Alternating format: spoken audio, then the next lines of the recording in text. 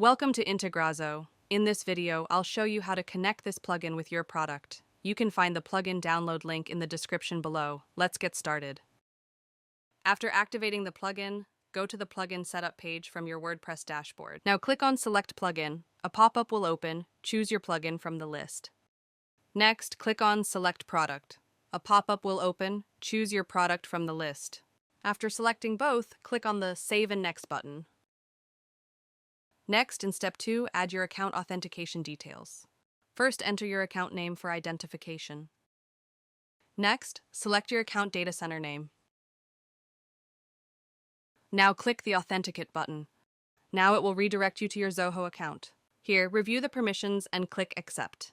After that, it will redirect you back to the WordPress plugin page.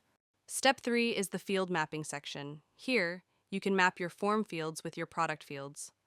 First, select the form you want to integrate from the list. Next, choose the module you want to connect from the list. After selecting both, click on the Save and Next button. Now the field mapping area will open. On the left side, the form fields will appear, and on the right side, the product fields will appear. Here, simply map the fields.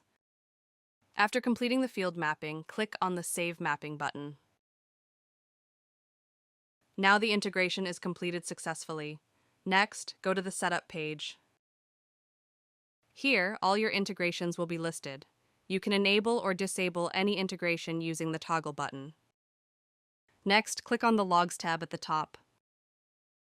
Here, all the entries are listed, including successful and failed records.